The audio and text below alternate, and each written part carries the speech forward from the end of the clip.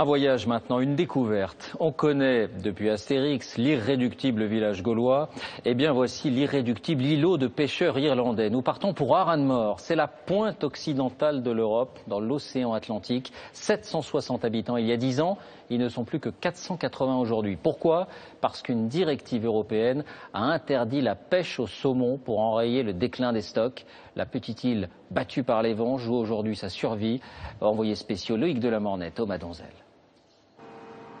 C'est un voyage au bout de l'Europe. Il faut aller la chercher, cette île, au large des côtes irlandaises, et affronter la houle et la pluie. Après, en ligne droite, il n'y aurait pas une terre avant, le Groenland. Bienvenue à Aranmore, 480 habitants. Un bureau de poste, 2 supérettes, 2 pubs et plus de moutons que d'êtres humains.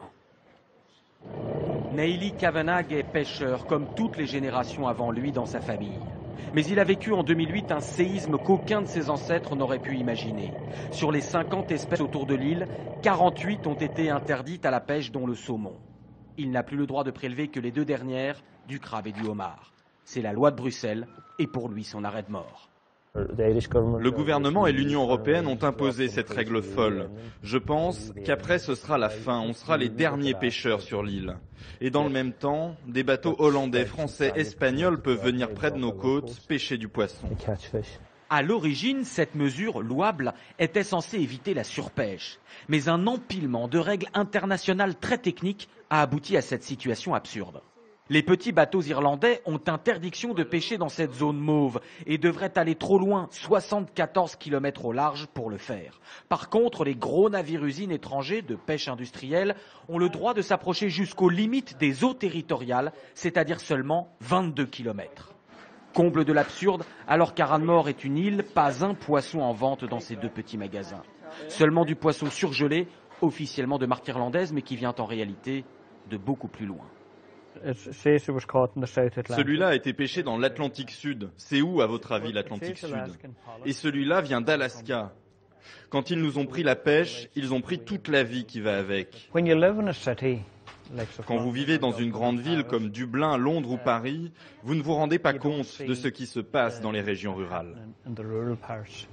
L'an dernier s'est produit un événement terrible et symbolique à la fois. Pour la première fois de son histoire, il n'y a eu aucune naissance sur l'île d'Aranmore et par contre 18 décès. À ce rythme, cela signifie que l'île se meurt et que d'ici 20 ans, il n'y aura plus personne sur l'île d'Aranmore. Malgré les jours sombres, Aranmore veut résister à Bruxelles. Depuis son pub, Jerry Hurley a lancé l'offensive. Depuis des années, il mène une campagne. Il rencontre les hommes politiques, les députés, les commissaires européens. Ces gars-là, en costume, avec leur vocabulaire de premier de la classe, ils ont essayé de m'intimider. Mais j'ai réalisé qu'en fait, ils n'y connaissent rien. Un homme politique important nous a même dit qu'on devrait planter des arbres, devenir des forestiers. On était 16 habitants et pêcheurs de l'île à cette réunion. Et vous pouvez imaginer que ça ne s'est pas très bien passé. Et j'aime autant vous dire qu'on n'a jamais planté d'arbres et qu'on n'a absolument aucune intention de le faire. Comme les arbres, une proposition d'indemnisation de 25 millions d'euros en échange d'un arrêt total de la pêche a été refusée par les habitants de l'île. Il y a quelques mois, Bruxelles a été forcée de réautoriser les hommes d'Aranmore à pêcher certaines espèces de poissons. Les irréductibles veulent aller plus loin et entendent bien regagner le droit de pêcher le saumon.